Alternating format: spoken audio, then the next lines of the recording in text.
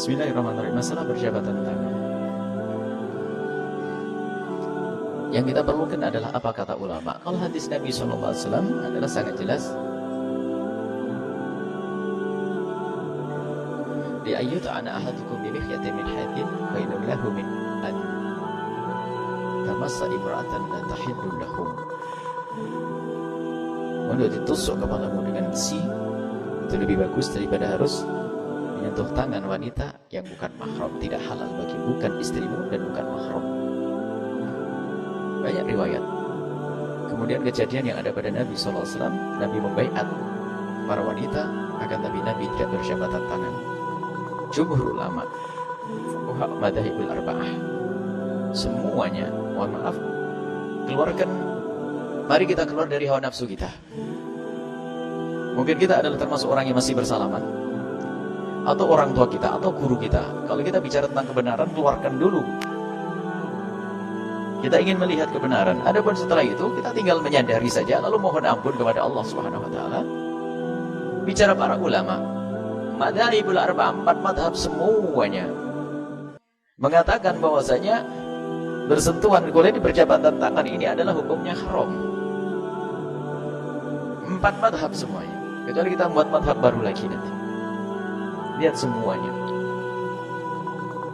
Urusan membatalkan wudu, tidak membatalkan wudu, ini bab lain itu. Ini bab masalah wudu. Kalau menurut mazhab Imam Malik, bersentuhan tidak membatalkan wudu berarti itu memperkenankan berjabatan tangan. Oh tidak, jabatan tangan urusannya lain. Jadi ini disepakati 4 mazhab seperti itu. Hukumnya berjabatan tangan adalah haram lagi dengan perempuan yang bukan mahramnya. Yang bukan mahramnya. Itu hukum. Kemudian bagaimana kita ini? Loh, tapi kok kiai itulah, ini sudah mulai jahat ini, nilai orang. Kok kiai itu salaman? Sudah. Tidak usah membawa-bawa kiai dan sebagainya. Apalagi dalam kajian ilmiah, seorang mujtahid itu perilakunya pun tidak menjadi hujah. Hanya Nabi saja yang bisa jadi hujah. Misalnya Imam Syafi'i melakukan sesuatu tidak jadi hujah. Yang jadi hujah adalah fatwanya. Fatwanya ulama. Jadi kalau ada ulama bersalaman, ulama melakukan, bukan hujah. Tidak harus kita tiru. Kenapa? Bukan hujah perbuatan seorang guru, seorang ustaz, bukan hujah.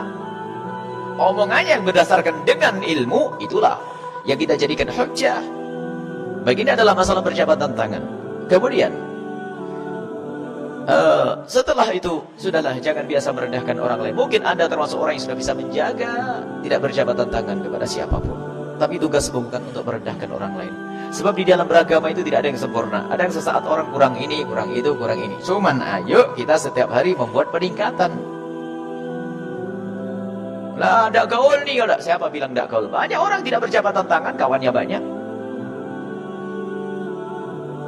Orang itu tersinggung lah. Masalah tersinggung dan tidak tersinggung justru itu menunjukkan kepiawaianmu dalam menolak. Bagaimana ada orang engkau tolak tapi dia tidak tersinggung, berarti kamu cerdas, hebat tuh. Ini adalah masalah kecanggihan, kecerdasan kita, kepandaian dalam kita menolak barang bersalaman. Apalagi urusan dengan orang sudah mah enak gini, tak sudah paham nah, paling enak sama ini.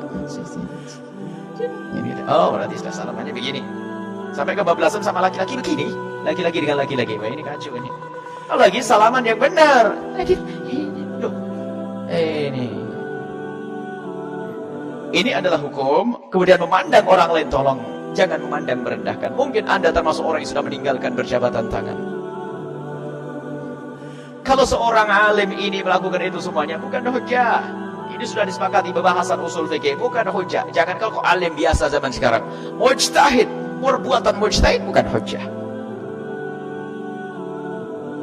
Fatwanya yang akan kita jadikan hujah. Dan fatwa pun dikembalikan kepada dalilnya, adalah harus ada nas, ada sandaran-sandaran dalilnya. Tapi tolong, jangan menilai orang lain. Akan tapi ketahuilah, jika kita termasuk orang yang masih biasa berjabatan tangan, ayo kita perlahan mengurangi. Dan sebagainya, ngurangi. Ada sebagian menganggap salah. Kalau Buya menghindari jabatan tangan, alasan, oh Buya mau sholat ya, takut butal wudu. Oh bukan, biarpun saya tidak mau sholat, tidak salaman saya. Tidak ada yang marah, alhamdulillah. Insya Allah ibu marah dengan saya. Kayak marah, kayak tidak mau datang ke sini. Tidak ada satupun yang pernah salaman. Karena Karena urusan salaman bukan penghargaan, tidak harus dengan salaman. Dengan pertanyaan berikutnya tadi, apakah kita menghargai orang harus bersalaman? Ada kampung di Cina itu ada yang salaman itu adalah celah, aib. Ada orang bersalaman itu adalah aib dan celah, ada. Jadi salaman bukan ukuran bagaimana orang memuliakan, akan tapi yang disyariatkan itulah memuliakan. Laki dengan laki bersalaman, kalau perlu mencium tangan jika itu orang tua, mu'anaqah berpelukan jika kita jarang ketemu dalam keadaan yang memungkinkan. Tapi kalau sudah laki perempuan, hendaknya ayo kita perlahan untuk menghindar sedikit demi sedikit. Mungkin karena terlalu dekat kita dengan sepupu dan sebagainya, ya kalau begitu kita kurangi. Paling tidak harus ada perubahan. Namanya kita ingin meniti kemuliaan sedikit demi sedikit. Kalau spontan berat nanti. Dan tidak usah sok mentang-mentang belajar ngaji, ngerti musafahah, berjabatan salam, berjabatan haram, gaya suflah tidak mau, dosa-dosa. Biasa saja, kok sok bener ini. Ini berlebihan, gak usah berlebihan. Gimana kita menghindar dengan penuh kelembutan sampai orang itu faham? Gak usah kayak sok, astagfirullahaladzim, maaf. Ini santri gak bener itu, malah menjadikan orang jijik dengan kebenaran. Memangnya begitu Islam mengajarkan? Kok kayak apa saja? Gimana baik? Orang ada masalah di masalah gue, saya sehat, itu sudah mundur sendiri, Masya Allah, ada maju. Baik, jadi kecerdasan kita tidak menolak. Ini adalah hukum madzhabul arba', 4 madhab. Sudah jelas, tidak ada madhab yang memperkenankan 4 madhab. Ada berfatwa beberapa orang atau yang dilakukan oleh sebagian orang, kok masih bersalaman. Itu ketahuilah, mungkin saja kita tidak tahu apa